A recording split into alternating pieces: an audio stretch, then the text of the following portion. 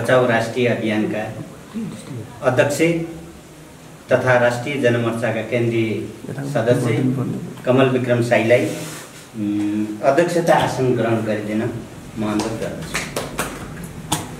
पत्रकार नबोलेको छैन, तर पनि यो माथिल्लो प्रणाली आजभन्दा 15 वर्ष पहिला 2064 सालमा स्थापना गरेको जिएमआर कम्पनी र अहिलेसम्म त्यसको कुनै टुङ्गो लागेको छैन। र त्यो के हो भन्नुहुन्छ भने भारतले नेपालका नदी नालाहरूमाथि आँखा गाडेको छ र हामीले उसलाई चाहिएको छ पानीको विद्युत बनाएर नेपाललाई सुख दिएर नेपाललाई जलकार बनाउने है। यो अबको 2030मा भारतको जनसङ्ख्या चीनको भन्दा बढी हुने भएको हुनाले भारतमा कुनै पनि त्यहाँका प्रान्तहरूमा पानीको आवश्यकता छ र त्यो पानी पुर्याउन त्यहाँका जनतालाई र त्यहाँको जनजीवन जमिनलाई हराभरा बनाउन लागि मात्र यो हाम्रो प्राणलाई रोकिराखेको छ। यो बनाएर विद्युत उत्पादन गरेर नेपाललाई लाने एक कुरा छैन। त्यस कारणले सबभन्दा मेन यहाँका राजनीतिक दलहरू त सबै नै विदेशीका नोकरहरू भए, विदेशीको भरमा चल्ने भए र पत्रकार निस्वार्थी पत्रकारहरू भएको हुनाले हामीले पत्रकारसँग देशभरिकै पत्रकारसँग हामीले जिल्लामा हामीले भेट गर्दैन। पत्रकार मार्फत नै यो स्थायी अपराधी घटनाहरूमाथि पत्रकारको पनि भूमिका बढिरहोस् र राज्यको चौथो अङ्क हो। यो चौथो अङ्कले जसरी हुन्छ मिडिया मात्र हुन्छ कि आन्दोलन गरेर हुन्छ कि यो साथ दिएर हाम्रो पत्र प्रणालीको हाम्रो समितिलाई साथ दिएर हजुरहरूले यो हाम्रो यो कार्यक्रम सफल बनाएर जेएमआरलाई यहाँ भगाएर हाम्रो हाम्रो नेपालीको खर्चले नेपालले बनाउनु पाओस्। हामीले विदेशको 8 महिना भनेका छौँ, तर सरसल्लाह लिनु सकियो। टेक्निकल आएन नेपालमा छन्, तर विदेशी टेक्निकल इन्जिनियरलाई हेल्प गर्न सक्यौँ। तर आर्थिक रूपमा नेपालले बनाउनु पाओस् भन्ने यो सानो परिवारलाई अरू सबै साथ दिनुहुनेछ र आफ्नो क्षेत्रबाट आफ्नो कार्यक्षेत्रबाट जहाँबाट हुन्छ मिडिया साथीहरू साथ दिनुहुन्छ भन्दै मेरो धन्यवाद। राष्ट्रियता दिनानुदिन तपाईँको खस्किँदै गइरहेको राष्ट्रिय परिवेशमा केही राष्ट्रिय परिस्थितिलाई पनि प्रभाव पार्ने खालका गतिविधिहरूलाई पनि हामीले उठाउनुपर्छ भन्ने सन्दर्भमा हामी यो माथिल्लो कर्णालीलाई पनि यसमा जोडेर अगाडि बढिरहेका छौँ। खास गरी माथिल्लो कर्णाली जो बिजुली चाहिँ निकाल्ने जो हाइड्रो प्रोजेक्ट छ, यो चाहिँ यसमा के देखिन्छ भने मात्रै बिजुली मात्रै देखिन्न, यो सांस्कृतिक, सामाजिक र सामरिक महत्त्वको नदीको रूपमा यो कर्णाली नदीलाई लिन सकिन्छ। किन सकिन्छ भन्दा परापूर्व कालदेखि नै यो कर्णालीको महत्त्व हामीले हाम्रो इतिहासहरूमा खोज्दै जाने हो भने विभिन्न यसको महत्त्व बढेर गएको देखिन्छ। त्यसैले यसलाई चाहिँ यसका थुप्रै चाहिँ तपाईँको ऐतिहासिक महत्त्वको नदी हो। यो नदीलाई हामीले बचाउनु र यो नदीलाई व्यवस्थापन गर्नु कर्णालीवासी, खास गरी जुन जिल्लाको छातीबाट यो नदी बगेर गएको छ ती जिल्लावासीहरूको महत्त्व बढेर गएको छ। त्यसैले हामी अहिले माथिल्लो कर्णाली अभियान बचाउ राष्ट्रिय अभियान गठन गरेर हामी 2064 साल विगत 64 सालदेखि नै निरन्तर लागिरहेका छौँ। यसमा विभिन्न खालका उतार चढावहरू पनि आए। थुप्रै साथीहरू हाम्रो आन्दोलनको बिचबाट थाकेर पनि जानुभयो। थुप्रै साथीहरू यसबाट चाहिँ तपाईँको आन्दोलनबाट प्रभावित भएर यो चाहिँ आयोजनाबाट चाहिँ केही लाभ लिएर पनि भाग्नुभयो भन्ने पनि सन्दर्भ यहाँ जोड्दा सायद सान्दर्भ पनि हुन्छ। त्यसैले अहिले हामी यो माथिल्लो कर्णाली बचाउ अभियानले के कुरामा जोड दिन्छौँ भने यो माथिल्लो कर्णाली बचाउ अभियान खास गरी यो विकासको विरोधी हो भन्ने पनि चाहिँ तर्क उठिरहेको छ।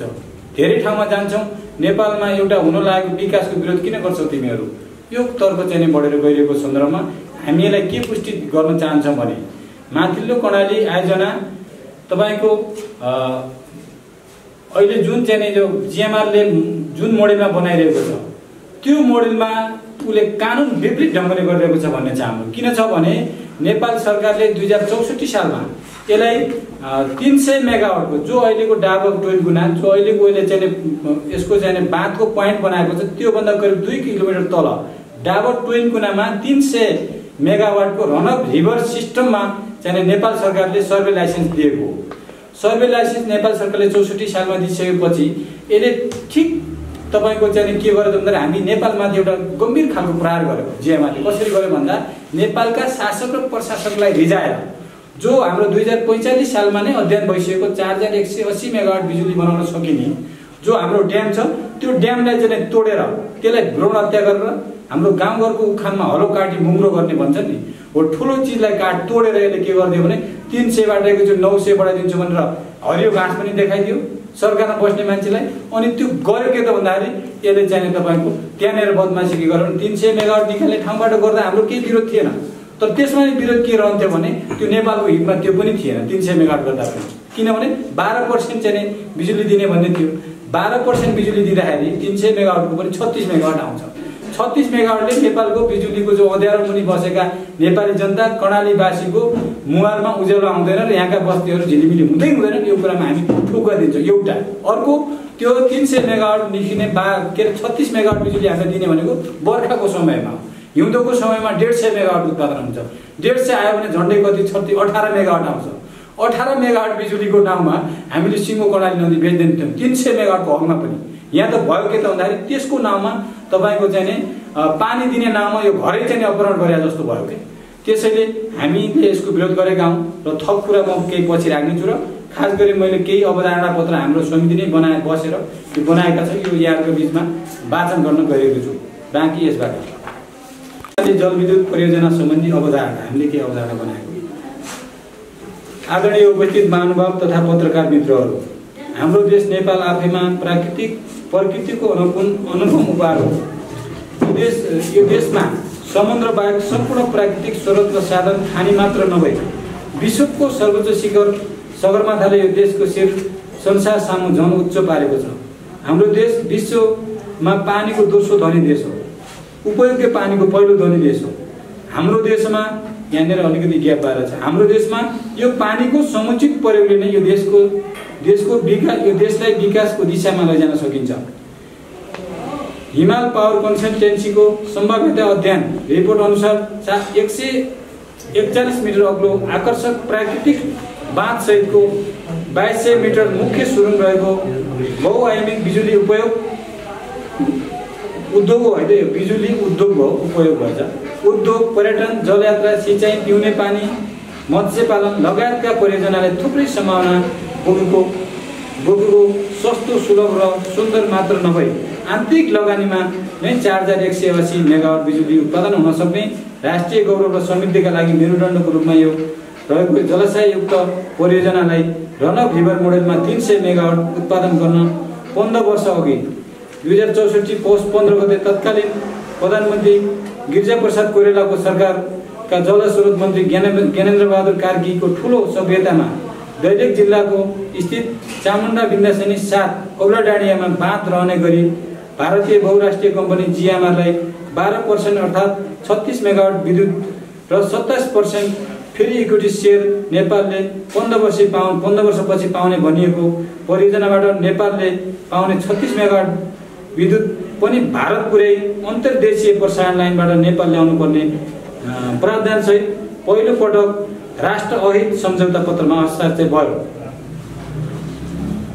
2065 पौष 3 गते तत्कालीन जलस्रोत सचिव 2066 पौष 3 गते तत्कालीन जलस्रोत सचिव शङ्कर प्रसाद कोइराला विद्युत विकासका डिजी र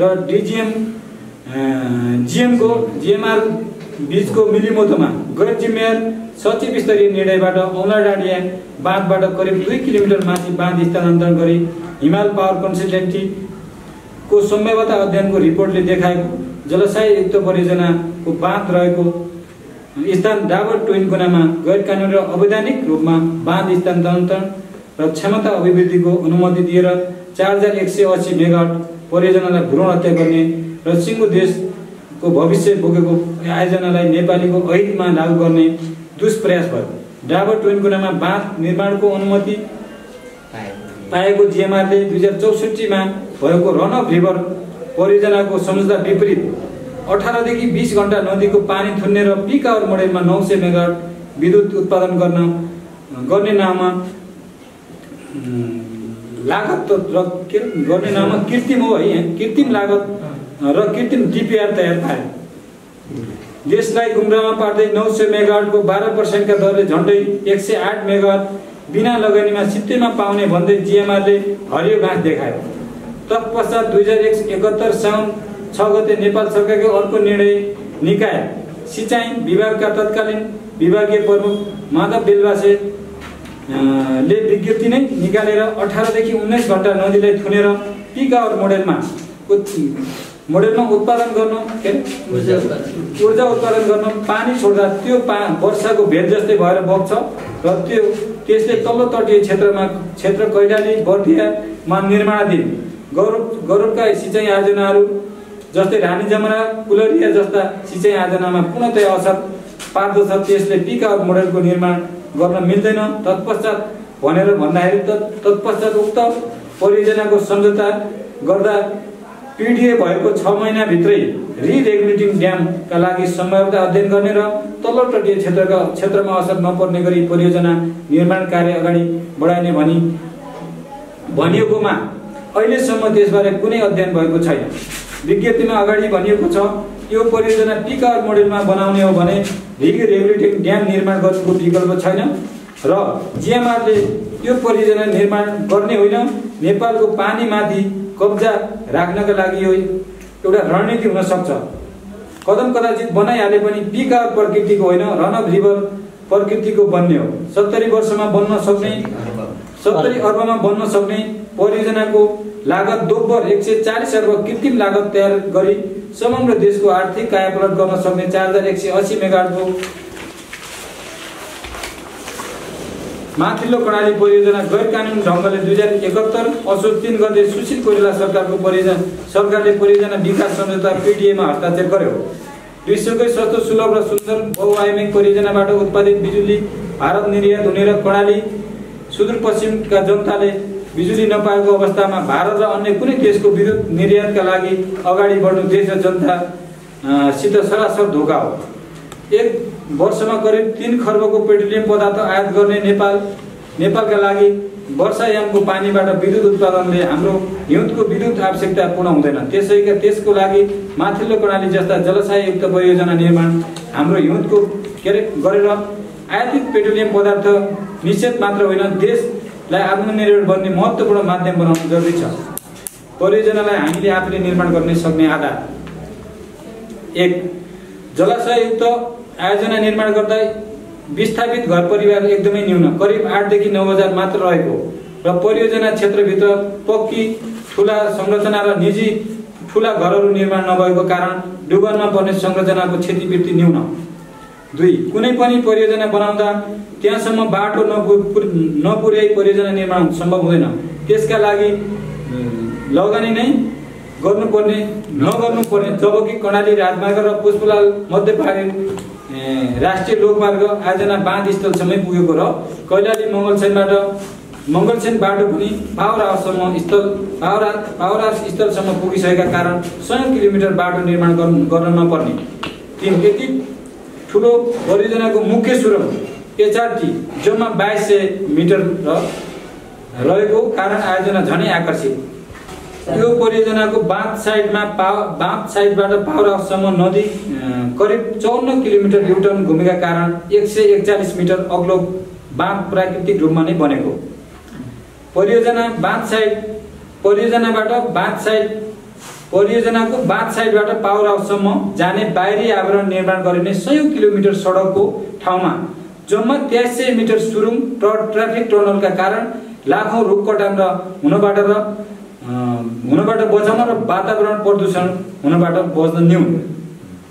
6 1200 मेगावाटको बुढी गण्डकी जलविद्युत परियोजनाको लागत भन्दा धेरै सस्तोमा 4180 मेगावाट विद्युत निर्माण गर्न सकिने। यो परियोजना अधिकांश नेपाली जनताबाट सङ्कलित पुँजी र सरकारको ढुकुटीबाटै निर्माण गर्न सकिने र त्यसबाट पूर्ण नहुन सकेमा वित्तीय संस्था विश्व बैंक, एसियाली विकास बैंक जस्ता अन्य वित्तीय संस्थाबाट सस्तो ब्याजमा ऋण समेत दिएर भए पनि यो परियोजना नेपालले नै निर्माण गर्नुपर्दछ। सरकारले गरेका घोर आपत्तिजनक कार्यहरू। जिएमआर जिएमआरले उक्त 900 मेगावाट परियोजनाको कृत्रिम लागत र अनाधिकृत रूपमा 1 खर्ब 39 अर्ब देखाएको छ र हाल आयोजनाको लागत 25 अर्ब थप गरेर कुल 1 खर्ब 64 अर्ब पुग्न आउँछ। जबकि यो प्रकृतिको परियोजना निर्माणमा सम्बन्धित विज्ञका अनुसार 70 अर्बमा निर्माण कार्य पूरा हुने दाबी रहेको छ भने सरकारले आँखा चिम्लेर समर्थन किन? परियोजनाको विकास सम्झौता पीडीए अनुसार जिएमआरले 2073 असोज 3 गतेसम्म आयोजनाको लागि लगानी जुटाइसक्नु पर्ने उल्लेख छ। कदाचित देशमा राजनीतिक उथलपुथल वा सङ्कटकाल लागे वा असामान्य परिस्थिति भएमा 1 वर्ष म्याद थप गर्न सकिने, अन्यथा म्याद थप गर्न कुनै व्यवस्था नभएको र जिएमआरको आफ्नै कारणले लगानी जुटाउन नसकेको अवस्थामा 2074 असोज 3 गतेसम्म म्याद थप गर्न सरकार किन बाध्य भयो? 3. जिएमआरलाई 2074 असोज 3 गतेसम्म गैर कानुनी र असंवैधानिक रूपमा थपिएको समय सीमाभित्र पनि वित्तीय व्यवस्थापन गर्न नसकेको र टाट पल्टिएको कम्पनी खुलासा हुँदाहुँदै पनि फेरि सरकारले 2075 असोज 3 गतेसम्म म्याद थप गरेर सरकारले स्वयंले नै कानुनको धज्जी उडाएको र जिएमआरलाई काखी च्यापी राख्न सरकार विवश किन?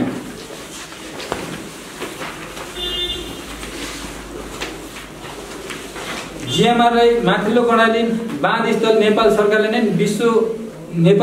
नै विश्व बैंकको सहयोगमा गरेको सम्भाव्यता अध्ययनले के हैन के छ यो पनि सोही स्थानमा हो। अध्ययनले देखाएको सोही स्थानमा 4180 मेगावाट विद्युत उत्पादनका लागि 260 मिटर अग्लो बाँध देखाइएको छ भने त्यसै ठाउँमा रनअप रिभर बाँधको अनुमति किन दिइयो? प्रश्न कुरा त के छ भने जिएमआरले परियोजनाको कृत्रिम लागत तयार गरी महँगो मूल्यमा बेच्दै भाग्ने बिचौलिया कम्पनी हो भन्ने कुरा पुष्टि माथिल्लो मस्याङदी 2 ले गरिसकेको छ। सरकारले अझै पनि जिएमआरले परियोजना निर्माण गर्छ भन्नु हाम्रो भुल हो। माथिल्लो कर्णाली परियोजनाबाट उत्पादित बिजुली सस्तोमा भारत निर्यात गर्दा त्यसले देशभित्र न उद्योगीकरण गर्नेछ न त युवाहरूलाई स्वदेशमै रोजगारीको सिर्जना गर्नेछ। तसर्थ माथिल्लो कर्णाली निर्माण देशभित्र औद्योगिकरण सहित युवा जनशक्तिलाई अवसर सिर्जना गर्ने कोसेढुङ्गा साबित हुने परियोजना भारतकै पोल्टोमा किन? 2075 असोज 3 गतेसम्म पटक म्याद थप भए पनि लगानी जुटाउन नसकेको कारणले सम्झौता कानुनी रूपमा खारेजी भएको करिब 4 वर्ष पुग्न लाग्दा समेत सरकारले सम्झौता खारेजी गर्नुको सट्टा सम्झौता निष्क्रिय भइसकेको कथित कम्पनी जिएमआरलाई परियोजना क्षेत्रभित्र व्यापक जंगल फडानी गर्न लगाइरहेको छ र 4 वटा सामुदायिक वनहरू जस्तो कि थालपाटा सामुदायिक वनमा करिब 2705, कालिका सामुदायिक वनमा 2200 रुख, सल्लेरी चौरमा करिब 8000 हो यो 8000 रुख र रावल बल्लेमा करिब 7200 रुख गरे हजारौंको संख्यामा रुख कटानी गर्न लगाउने सम्झौता गर्न लगाउनुको सम्झौता खारेजीका लागि सरकार यो हेनेर बिग्रेछ गर्न लगाउनुको साटो गरे सम्झौता खारेज गर्नुको साटो किन गर्न काट्न लगाइयो भन्ने शब्द हो। यहाँ लेख्दाखेरि त्यहाँ मिस्टेक गरिदिएको साथीले। अब निष्कर्ष, अब यो परियोजनाको म्याद थप होइन, 15 वर्षसम्म कर्णाली लगायत सिङ्गो देश र देशको विकासको गतिमा अवरुद्ध गरेकोमा क्षतिपूर्ति समेत असुल गरी तत्काल जिएमआरसँग गरिएको पीडीए खारेज भएको घोषणा गरेर पब्लिक प्राइभेट कोअपरेटिभ पार्टनरशिप मोडेलमा पूर्ण क्षमताको परियोजना निर्माणका लागि सरकार यथाशीघ्र अगाडि बढ्नुको विकल्प छैन। विभिन्न देशबाट आउने रेमिटेन्स स्वदेशी पुँजीलाई प्राथमिकता दिएर नेपाली जनताको हिस्सेदारी सुनिश्चित गराउन राज्यले ठोस कदम लाओस्। त्यस्तो उत्पादनशील र सस्तो आयोजनामा जनता र सरकारको संयुक्त पुँजी लगाउन सके मात्र देश समृद्धि र जनताको जीवनस्तरमा परिवर्तन ल्याउन सकिन्छ। देशलाई आत्मनिर्भर स्वाधीन बनाउने महत्त्वपूर्ण माध्यम पनि यो परियोजना हुन सक्दछ। यस्ता परियोजनाका लागि देशभित्रै लगानी जोड्न सक्छ भन्ने एउटा मात्र उदाहरण जलविद्युत लगानी तथा विकास कम्पनीले 2072 मै 2 अर्ब मात्र माग गरेकोमा नागरिक शेयरबाट करिब 55 अर्ब जम्मा भएको कुराले सो प्रश्न हुन्छ कि 45 कुराको प्रश्न हुन्छ कि रिटर्नको ग्यारेन्टी हुन्छ भने स्वदेशी पुँजीको सङ्कलनमा कुनै समस्या छैन। त्यसैले यो परियोजनाका लागि पुँजीको कमी होइन र छैन पनि, मात्र सरकारको दृढ इच्छा शक्ति र समृद्ध राष्ट्र निर्माणप्रतिको उत्तरदायित्व वहनको आवश्यकता हो र महसुस गर्नुपर्छ। अन्यथा स्वाभिमानी नेपाली र पिछडिएका कर्णालीवासीले आफ्नो आँगनमा बगिरहेको कर्णाली नदीलाई कसरी विदेशी बाटो बचाउने र राष्ट्र र कर्णालीको हितमा निर्माण गर्ने भन्ने कुरा प्रष्ट बुझेका छन्। धन्यवाद। जस मोटामोटी चाहिँ आएको छ। अब हामीलाई जानकारी नभएको एउटा सबैभन्दा राम्रो त यो जुन ग्रुपको प्रतिघटन भइरहेछ अस्ति भर्खरको लागि यो एकदम लेटेस्ट हो, यसको लागि धन्यवाद। र अर्को कुरा जुन तपाईँहरूले यो लगानी गर्ने भन्नुभएको छ नि आफ्नै स्वदेशीमा लगानी, त्यो राम्रो होला। र अर्को कुरा मेरो बुझाइमा कर्णाली एउटा त्यसलाई एउटा सम्पदाको रूपमा सरकारले घोषणा गर्नुपर्छ। किन भन्दा कर्णालीको चाहिँ 40-45 दिन पानीमै बसेर पनि मैले एउटा चाहिँ अध्ययन गरिरहेको छु माथिबाटै नै, यसको मुहान कहाँ हो। निर्माण कम्पनीसँग के छलफल भएर त्यो कुरा आएको छ कि त भन्ने तरिकाले हो। तर हामी अहिले पनि 10 वर्ष अगाडिकै कुरामै छौँ, नयाँ कुरा केही पनि देखिएन, नयाँ कुरा केही पनि देखिएन होइन। बिचमा ठुलो खाडल छ। हामी एउटा कुरा गरिरहेका छौँ, नेपाल सरकार एउटा कुरा गरिरहेको छ, जिम्मा समुदायमा गएर अर्को कुरा गरिरहेको छ होइन। साना साना पूर्वाधार निर्माण गरेको छ, जनतालाई काम गरिरहेको छ। अहिले पनि सरकारले त्यहीमा लगेर अरू योजना पनि थपाएको छ होइन। सहरी के अरे सडक बनाएको छ, के भइरहेको छ बनाइरहेको छ। अनि फेरि अर्को पक्ष यो अलिकति सम्भ्रान्त वर्ग, अलिकति हुने खानेहरूले अब यहाँ बन्दैछ, यसबाट लाभ लिनुपर्छ भनेर जग्गा खरिद बिक्री चाहिँ ठुलोमा चलिरहेको छ होइन। अनि धेरै पक्ष यसमा जोडिएका कुरा छन्। तसर्थ अब नेपाल सरकार भन्ने बित्तिकै हामीले देखाएको छौँ, नेपाल सरकार प्रत्येक वर्ष ऋणमा डुब्दै गएको छ होइन। कुन दिन के कुरामा सम्झौता गर्ने हो, सगरमाथामा गर्ने हो कि अब जस्तै यहाँको नेपालको गौरव गर्ने ठाउँ सम्झौता गर्ने हो कि त ऋण चाहिँ नसकेर गर्नै पर्छ। हामीले ब्याङ्कमा दिएको राखेर जग्गा राखेर लोन लिएर पछि चाहिँ जग्गै पास गरिदिए जस्तो पनि अवस्था आउन सक्छ होइन। यो राष्ट्रियतासँग जोडिएको विषयवस्तु भनेको राजनीतिक तहमा छलफल गर्नुपर्ने विषय पनि हो। र तलबाटै पनि यो कुरालाई एकदमै यो चाहिँ गलत हो अथवा यसले यो द्विपक्षीय भागका सम्झौताहरूमा केही कुरा सुधारेर लैजानुपर्छ भन्ने कुराले प्रष्ट ढङ्गले अहिले पनि कुरा हुन सकिरहेको छैन। जनता नेपाली जनतामा अहिले पनि के छ भने यो के हो कुरोको कागको अवस्था छ होइन। अब हाम्रो लेभलमा कुरै गर्दै हुन त हामी पत्रकारहरू जनताका प्रतिनिधित्व गरेर यहाँ एउटा सूचना सम्प्रेषण गरेर उहाँलाई त्यो कुरा पुर्याउने एउटा माध्यम पनि होला, त्यो कुरा सधैँ छ। तर हाम्रो त्यो प्रभावित वैकल्पिक जनताहरूको पहिला मनोभावनालाई बुझाउन होइन। किन उनीहरू प्रत्यक्ष रूपमा पीडित त उनीहरू हुन्। हामी राष्ट्रिय राजनीतिको कुरा गर्छौँ, राष्ट्रिय स्वाभिमानको कुरा गर्छौँ, राष्ट्रियताका कुरा गर्छौँ होइन। त्यहाँका जनताहरू पहिला सुरुमा के भन्छन् त, सबभन्दा पहिला उनीहरू खुसी छन् अथवा उनीहरू हुनु हुँदैन, यसबाट हामी पीडित छौँ भन्दैछन्। तर केही सीमित अछामका केही हामी बारीका सीमित सुर्खेतका केही सीमित व्यक्ति समूह गरेर त्यसरी विरोध गर्दै गर्दा त्यो ठिक हो भन्ने अलिकति भिड देखिएन। नदेखिँदै गर्दाखेरि यसलाई चाहिँ हामीले के हो त भन्ने तरिकाले बुझ्नुपर्ने अथवा शङ्का गर्नुपर्ने अवस्था हुन्छ। अब नेपाल सरकारले पनि यसलाई त्यतिकै अडाइरहेको छ। कतिचोटि हामीले भन्ने आधार पनि होला, हाम्रा कारणले हामी विरोध गर्दै गर्दा त्यो यतिकै रोकिएको छ भन्ने कुरा पनि होला। तर त्यसका विभिन्न बाध्यता र परिस्थितिहरू हुन्छ। त्यो जिएमआर भन्ने कम्पनी आफै पनि ऋण खोज्न नसकेर, कर्जा ल्याउन नसकेर उसले काम गर्न नसकेको अवस्था हो। त्यो क्लियर छ कुरा होइन। तर उसले हाम्रो बाहना बनाइरहेको छ। तर सरकारलाई आरोप यहाँ चाहिँ हामीलाई काम गर्ने बाधा नदिएका कारणले छोडेन भन्दा छ। तर हामीले हाम्रो तहले के बुझाएको भने उसले आफूले लगानी गर्न नसकेको अवस्थामा विभिन्न बाहनामा चाहिँ यसलाई चाहिँ लम्बाइरहेको अवस्था छ। तसर्थ समग्रमा यहाँहरूले छलफल गर्दै गर्दा यहाँहरूले आफ्नो पनि प्रश्न गर्छ होइन।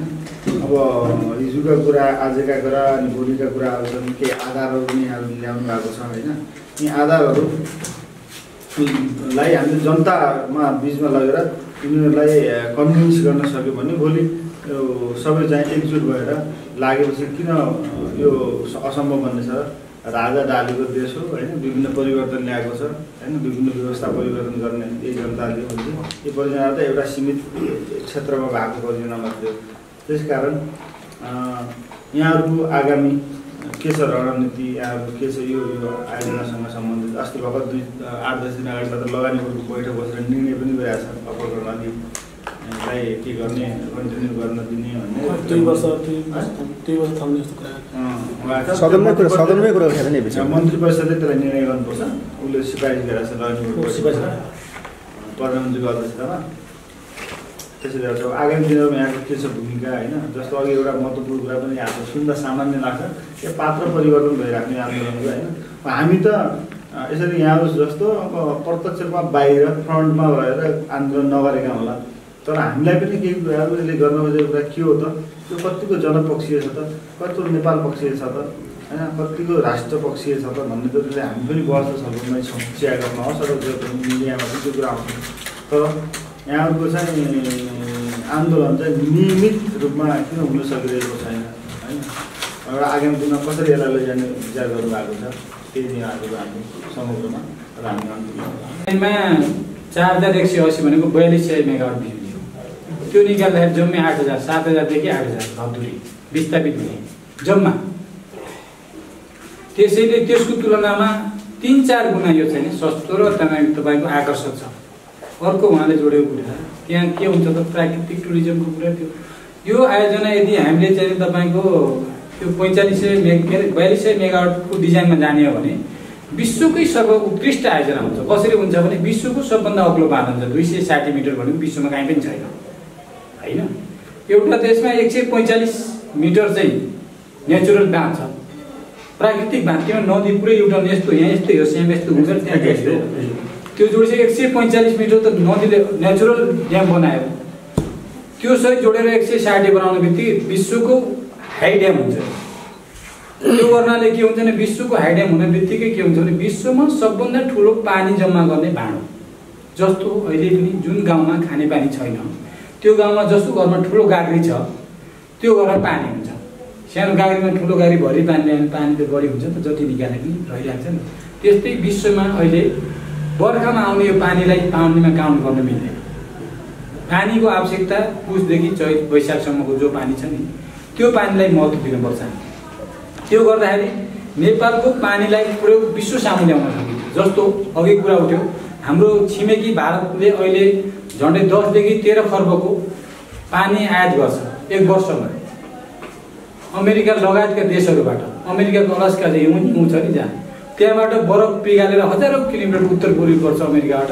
त्यहाँ अमेरिका आएर अमेरिकाबाट जारमा प्याक गरेर दिल्ली खाने पानी आउँछ भने हाम्रा नदीका पानीहरू उत्तरदेखि दक्षिण बगेर नदी उहाँकै भाषामा नि धार्मिक भाषामा के छ भने उत्तरदेखि दक्षिण बगेर नदी स्वस्थ हुन्छन् भनेको छ, पिउन योग्य छन्। त्यसैले यो पानीलाई मात्रै चाहिँ तपाईँको अहिले के छ इन्डियाका 5वटा महासहरहरूमा खानेपानीको हाहाकार छ। महासहर भन्नाले जस्तै हाम्रो जस्तो महासहरहरू कि जस्तो महाराष्ट्र 12 देखि 15 करोड जनसङ्ख्या छ, दिल्ली 5-7 करोड जनसङ्ख्या छ, चेन्नई 5-7 करोडमा, हैदराबादमा 7-8 करोड छ। यत्रो त ठुला महासहरहरू पानीको हाहाकारमा छन्। 150वटा इन्डियाका जिल्लाहरूमा खानेपानीको हाहाकार छ। त्यहाँ पानी विदेशबाट आयात हुन्छ भने दिल्लीमा अमेरिकाको पानी आउँदा सस्तो पर्छ कि हामी एकैदिन यहाँ रोबेडीबाट बेलुकावटी गाडी चढेर दिल्ली पुगिन्छ भने यो कडारीको पानी बेच्दा हामी चाहिँ नजिक हुन्छ।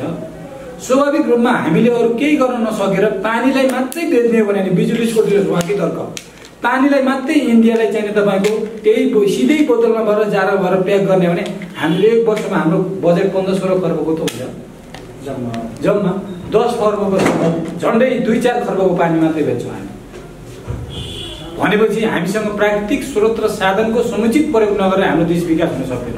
उदाहरणको लागि जस्तो कि आजभन्दा 35-40 वर्ष अगाडि मात्रै खाडी मुलुकहरू जहाँ नेपालीहरूको गन्तव्य स्थान छ अहिले त्यहाँ चाहिँ त्यहाँको इतिहासलाई हेर्दाखेरि 35 वर्ष 40 वर्ष अगाडि इतिहासलाई हेर्दाखेरि त्यहाँ चाहिँ नुनिलो पानी र बालुवा मात्रै हो।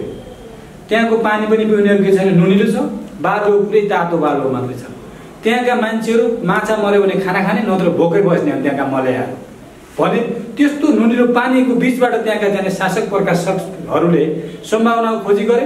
त्यहाँ प्रशस्तै पेट्रोलियम पदार्थको सम्भावना थियो, त्यसको उत्खनन गरेर विश्व बजारमा बेचे। उनीहरूको अहिलेको चाहिँ उनीहरूको अवस्था धेरै माथि उठ्यो र हामी जस्ता गरिब देशहरूलाई रोजगारीसँग दिने भिसा बढाउने देश बने। त्यसैले हाम्रो देश त प्रकृतिले भरिपूर्ण देश हो। यहाँ चाहिँ एउटै बारीमा जस्तो तपाईँको जापान नेपाली विद्यार्थीहरूको आकर्षणको बिन्दु बनेका छन् जुन देश जापानको बारेमा बुझ्दाखेरि जापानमा त्यत्रो ठुलो औद्योगिक देश कसरी धानेको छ भन्दा हेर्दा जापानमा कुनै पनि र मेटेरियल नै हुँदैन। कसरी त्यत्रो औद्योगिक क्षेत्र धान्न सकेको छ, सबै निर्यात गरेर बाहिरबाट आयात गरेर भनेपछि हामीसँग त्यही जस्तो फ्रान्समा उपयोगी माटै छैन। हाम्रो जस्तो एउटै बारीमा त्यही लसुन लगायो फल्छ, त्यही चाहिँ तपाईँको काँक्रा लगायो फल्छ, त्यही चाहिँ फर्सी लगाएपछि फल्छ, त्यही अर्को चाहिँ चिचिन्डा लाउनुहोस् फल्छ होइन। त्यही लसुन लाउनुहोस्, प्याज लाउनुहोस् एउटै बारीमा। त्यस्तो उपयोगी उर्वर जमिन छ। विश्वकै अग्लो शिखर चाहिँ हिमाल छ हामीसँग। प्रशस्तै पिउने योग्य पानी, संसारमा पानीको दोस्रो धनी देश भए पनि उपयोग्य पानीको पहिलो धनी देश हो विश्वकै। किन हामी गरिब भयौँ? गरिब किन भयो भने हामी प्राकृतिक स्रोत र साधनको प्रयोग गर्ने दिशातिर गएनौँ। हाम्रो देशको प्राकृतिक स्रोत साधन के हो त? त्यसलाई पहिचान गरेर शासकहरूले अगाडि बढेको खण्डमा हाम्रो देश विश्व सामु अहिले विश्वकै महत्त्वपूर्ण देशको रूपमा अगाडि बढ्न सक्थ्यो। त्यसैले अझै पनि केही बिग्रेको छैन। माथिल्लो कर्णाली आयोजनालाई 3-4वटा मोडेलमा हामीले देखेका छौँ। तर केही छैन। जस्तो त्यो ड्याम बनाउँदै बित्तिकै सबैभन्दा ठुलो पानी राख्ने भाँडा हुन्छ, 1 नम्बरमा पानी बेच्न सक्छौँ एउटा। अर्को विश्वकै सबैभन्दा ठुलो माछा पालन चाहिँ तालको रूपमा त्यसलाई लिन सक्छौँ, माछा मत्स्य पालनको रूपमा लिन सक्छौँ। जस्तो कि यहाँदेखि त्यसको पानीको बेग रोकिने भनेको त हुम्ला गएर हो, पानी बग्दैन नि। हामी यहाँदेखि तपाईँको डाबोदेखि लिएर हुम्लासम्म माछा पालन गर्न सक्छौँ। विश्वमा यति हाइटमा ठुलो माछा पालन कहीँ पनि छैन। यो तपाईँको एसियाभरि हामी माछा दिन सक्छौँ होइन। एउटा अर्को सम्भावना, अर्को ठुलो सम्भावना के हो भने हामी चाहिँ तपाईँको यहाँ चाहिँ दैलेखदेखि हामी चाहिँ चिनको बोर्डरसम्म स्टिमर चलाउन सक्छौँ। पानी जहाज, पानीको गति त रोकिन्छ नि त त्यो ड्याम बाँध्ने बित्तिकै स्टिमर चलाउन सक्छौँ। र कोठियाघाटबाट तपाईँको त्यहाँ यहाँ चाहिँ हामी यो दैलेखसम्म पावर स्टिमर, नदीहरूमा पावर स्टिमर पनि चलाउने सिस्टम छ विद्युतीय माध्यमबाट। पावर स्टिमरबाट चलाएर हामी पानी जहाज इन्डियाबाट चाइना चाहिँ पानी जहाज सञ्चालन गर्न सक्छौँ। अर्को कुरा टुरिज्म त विश्वकै अग्लो भाग, विश्वकै ठुलो मत्स्य पालन होइन। टुरिज्मको हिसाबले पनि बहुत महत्त्वको विषय बन्न सक्दछ। त्यसैले अघि उहाँले भने जस्तो कर्णाली नदीलाई बिगार्ने होइन कि कर्णाली नदीलाई सुन्दरतामा झन् सुन्दरता थप्ने चाहिँ यो एउटा कडीको रूपमा लिन सकिन्छ यो परियोजनालाई। यसको ठिक विपरीत देशले के गर्दै भन्दाखेरि राज्य व्यवस्थाले ठिक विपरीत तपाईँको अघि भन्नुभयो नि, किन चाहिँ सरकारले शासन सत्ताले गरेन, किन तपाईँहरूको विरोध मात्रै विरोधको नाममा विरोध भन्नुभएको छ, त्यो होइन। पात्र च्यान्जको कुरा नि गर्नुभयो तपाईँले, त्यो पनि आएको छ। पात्र च्यान्ज सरकारका पछाडि यहाँ इन्ट्रेस्टहरू छन्। के यहाँ के गर्छ भने यो चाहिँ तपाईँको जिएमआरले हामीसँग पनि गाइया गुइया कुरा गर्छ। यसले त तपाईँको विरोध गर्ने मान्छेले अलिअलि 2-4 चाहिँ मुखमा हानिदिने चुप्प लाउने गर्छ। त्यसैबाट थुप्रै साथीहरू यस्तो हुन्छ हेर्नुहोस्, यो चाहिँ तपाईँको एउटा यात्रामा एउटा यात्रा हुन्छ नि, जस्तो यहाँबाट सुर्खेत जाने गाडीमा कैयौँ मान्छेहरू गाडीमा चढ्छन् तर गाडी चाहिँ यात्रामा पुग्छ। यो कुरा निश्चित ठोकेर भन्न सक्छौँ हामी कि त्यहाँबाट कैयौँ मान्छेहरू थाके यात्राबाट, कैयौँ गले, कैयौँ भागे होइन। यो गाडी विभिन्न एक्सिडेन्टका बावजुद पनि सुर्खेत गएर दैलेखबाट अड्किन्छ। यो कुरा निश्चित यहाँलाई भन्न चाहन्छु म। अर्को कुरा सरकारको इन्ट्रेस्टको कुरा पनि त्यही नै हो। सरकारको के भने चुनाव लड्ने समेत पैसा माथिल्लो कर्णालीबाट ल्याएर खाइसक्यो। अन्यथा अरू सबै कैयौँ कम्पनीका सर्वे लाइसेन्सहरू खारिज गरे थाहा पाउनुहुन्छ। यस्ता कैयौँ प्रोजेक्टहरूमा साइन गरे हुन्छ देशले, अरूका खारिज गर्ने, यसको किन नगर्ने? यसका पछाडि उसले पहिले यहाँ चाहिँ जयरामजी गरिसकेको छ। के भन्छ त्यसलाई? पैसालाई के भन्छ अर्को भाषामा हो, त्यो गरिसकेको छ। ल्याएर चुनाव लडिसकेका छन् तपाईँको भनेपछि कसरी यसलाई चाहिँ यसको विरुद्धमा उसले त भोलि यहाँ छोड्नै पर्यो भने माथिल्लो कर्णालीलाई तिमीले भगाउनै चाहन्न। छोड्यो भने त कसले खायो उसले त लिस्ट दिन्छ नि त। भने यिनीहरू त तहस नहस हुनेवाला छन्। त्यसैले माथिल्लो कर्णाली छोड्ने भए पनि यिनीहरू छोड्न चाहन्न। यो परिस्थितिमा यिनीहरू छन्।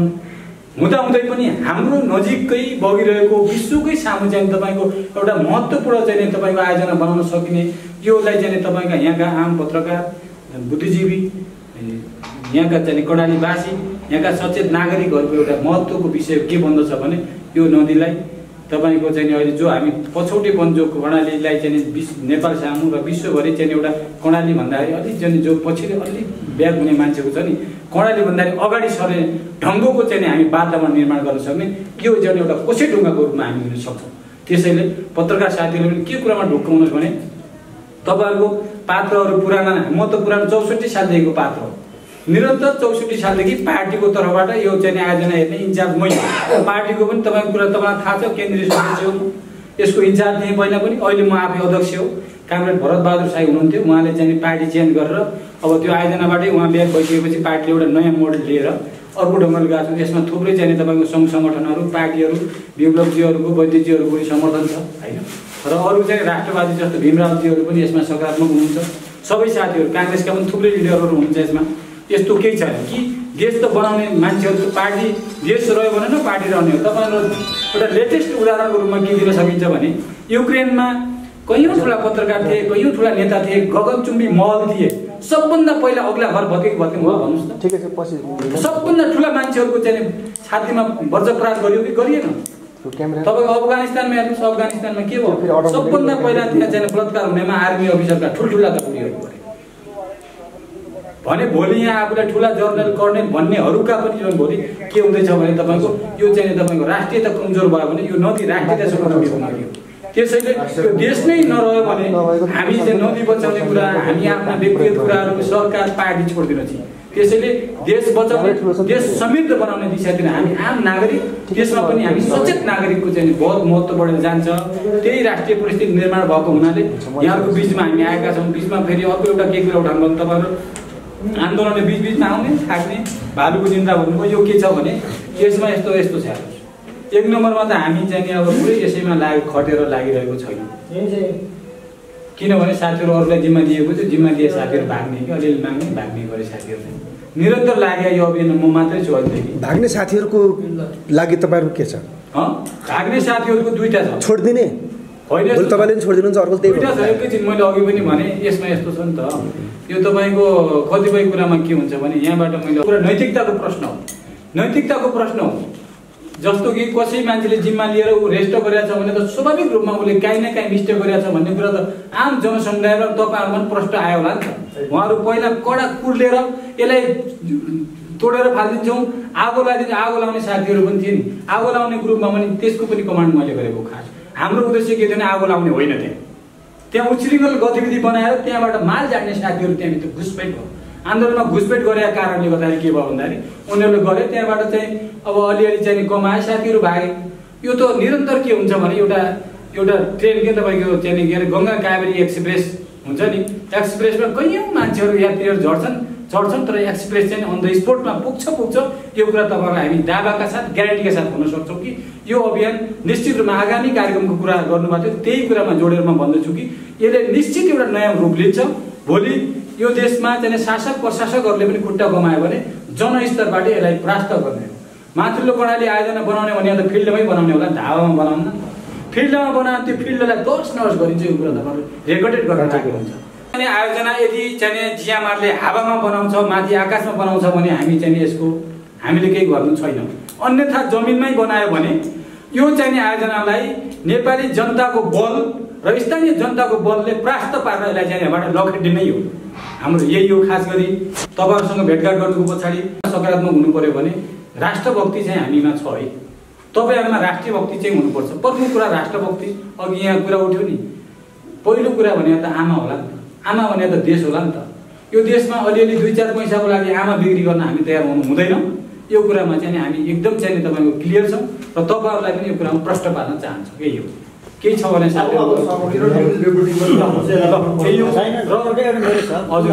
कुनै पनि नदीलाई तपाईँको टर्निङ, नदीलाई डाइभर्सन गर्दाखेरि, नदीलाई डाइभर्ट गर्दाखेरि के गरिन्छ भने प्राकृतिक नियमको उल्लङ्घन गर्न मिल्दैन। त्यो नदीलाई प्राकृतिक नियम उल्लङ्घन गर्न पाइँदैन। नदीबाट जो छोड्ने पर्सेन्टेज हुन्छ पानीको त्यसलाई कायम राखिन्छ। रिजर्भोयरमा बनाउँदाखेरि त त्यो नदी बगिरहेछ, जस्तै सुन्दरतामा ओभर पानीमा त कुन्ने हो र त्यो पानीले तर यसले के ल्याइदियो भने तपाईँको जुन बाँसले 260 बाली यो आर्टिफिसियल प्राकृतिक स्रोत हुने भयो। आर्टिफिसियल त हामीभन्दा चाइना अरू ठाउँमा पनि चाहिँ राम्रो छ। बरु त्यही प्राकृतिकलाई स्वतन्त्र हिसाबले बग्न दिनु पर्यो। मैले देखेको मैले हाम्रो विकास कसरी हुने सुन्नुहोस्, कर्णालीलाई नबिगारिदिए पुग्छ। किन भन्दा हाम्रो अहिले जसम्म जति दैलेख जिल्लाको पनि जति संरचना छन् नि यीलाई हामीले प्रचार प्रसार गर्नु। हावामा असङ्ख्य चाहिँ के हुन्छ प्राणीहरू हुन्छ, त्यसमा साहे गर्न भन्नु हुन्छ। हिँड्यो भने जमिनमा तपाईँको यति माटो ल्याबमा लिएर हेर्नुहोस्, त्यहाँ कति 1 करोड किराहरू किरमिराहरू हुन्छ। त्यसो हिँड्नै छोड्ने, हावै सास लिने सुन्ने त्यो कुरा ढङ्गले जाँदैन। त्यसले असर नपर्ने ढङ्गले अगाडि तपाईँले त कसरी जानु भने नितान्त प्रकृतिवादी, त्यो ठिक छ। त्यो फेरि अहिले व्यापक तपाईँको के भइरहेको छ भने तपाईँको बाटो खन्ने जुन चलन आएको छ नि त्यसले स्वाभाविक रूपमा जमिन भाँसिँदै गइरहेको छ। अहिले व्यापक रूपमा पहिरोदेखि बाढीका कुरा आएका छन् नि। यी एउटा मात्रै के हो भने प्राकृतिक प्रकोप हो भन्छन्, तर रियलमा होइन, मानव निर्मित हो। यो प्राकृतिक होइन, मानव निर्मित प्रकोप हो। यो प्रकोपलाई अन्तिम गर्न सक्ने फेरि के हो? नेपालमा तपाईको 3-4 वटा नदी मात्रै केही चाहिँदैन। यही कर्णालीको नदी यही 4180 लाई गर्ने हो भने, यो आयोजनालाई मात्रै बनाउने हो भने प्लेन्समा मेट्रो रेलहरू बनाइदिने, केही हाम्रो देशमा पेट्रोल नै चाहिँदैन। टाढा पुगेर सो यहाँ आउनुहुन्छ। टुरिज्मको कुरा हुन्छ, विश्वमा नम्बर 1 टुरिज्म हुन्छ यहाँ। बिजुलीबाट मात्रै सम्भव छ त्यो कुरा। बिजुलीबाट सम्भव छ नि। अनि त्यो पानी फेरि अर्को एउटा मैले महत्त्वपूर्ण कुरा छोडाएँ नि तपाईको माथिल्लो कर्णालीमा। त्यो माथिल्लो कर्णालीको सम्भाव्यता अध्ययनमा के कुरा उल्लेखित छ भने त्यसले 40 लाख हेक्टर सिँचाइ गर्न सकिने त्यो मोडेल हामीले भने मोडेलमा बनायौँ भने। नेपालमा त 40 लाख हेक्टर त जमिनै छैन नि। यो हाम्रो जमिनमा त पुरै उर्वर जमिन हुन्छ र इन्डियालाई पनि हामी सिँचाइ भेट्न सक्छौँ यहाँबाट। उत्तर प्रदेशसम्म त्यो सिँचाइ पुर्याउन सक्छौँ। बुझ्नुभयो? त्यसै भएर सबै प्लेन्सका जमिनहरू के हुन्छन्, सिंचित हुन्छन्। तपाईको चाहिँ नि पुरै माथितिर चाहिँ स्टिमरहरू, त्यहाँबाट स्टिमर चल्छ अनि मेट्रो रेल चल्छ। प्रत्येक डाँडामा तारहरू तानिन्छन्, केबल कार हुन्छ। देश त तपाईको कति नयाँ मोडेलमा जान्छ। यो देशमा त बुद्धि नभएका मान्छेहरू शासनमा गयो नि त। यो देशलाई त धेरै न 5 वर्षमा 5 देखि 10 वर्षमा कायापलट गर्न सकिन्छ। त्यो खाका छ हामीसँग। त्यो पुरै चाहिँ नि तपाईको उनीहरूले पहिलादेखि नै उनीहरूले चाहिँ नि कलो खाँदै आइरहेका छन्। र अहिले के हो भन्दा लगानी बोर्डले पछिल्लो पिरियडमा सरकारलाई के सुझाव दियो भने यसले त लगानी बोर्डलाई दिने हो। जिएमआरले लगानी बोर्डलाई चाहिँ तपाईँ पत्र चाहिँ अनुरोध पत्र बिसाउने हो। लगानी बोर्डले सरकारलाई के सुझाव दियो भने फेरि यसलाई लगानी जुटाउने 2 वर्ष 24 महिना भनौँ न 24 महिना थप गर्नुपर्ने आवश्यकता देखिन्छ भनेर सरकारलाई सुझाव पेश गरेको छ। लिगल प्रोसेसको यही छ। र त्यो नहुँदै पनि कानुन त खारिज भइसकेको चाहिँ आयोजनाले अहिले जनताको व्यापक ठुलो सम्पत्ति हो नि। तपाईँ हरिवन नेपालको धन भन्ने त हामी पहिलेदेखि पढ्थ्यौँ नि। हो चाहिँ तपाईँको कैयौँ बहुमूल्य चाहिँ रुखहरू फडानी गरेर तहस-नहस गरेको छ। यो कुरा चाहिँ नि बहुत महत्त्वपूर्ण ढङ्गले तपाईँहरूले उठाउनु पर्ने देखिन्छ। यही हो तत्कालको कुरा। अब अरू चाहिँ नि अब बाँकी भेटमा साथीहरूसँग साक्षात्कार गर्ने, छलफल गर्ने कुराहरू यहाँको बिचमा बाचा गर्दै हामी यहाँबाट छुट्यौँ। धन्यवाद यहाँहरूको अमूल्य समयको लागि पनि है त। ल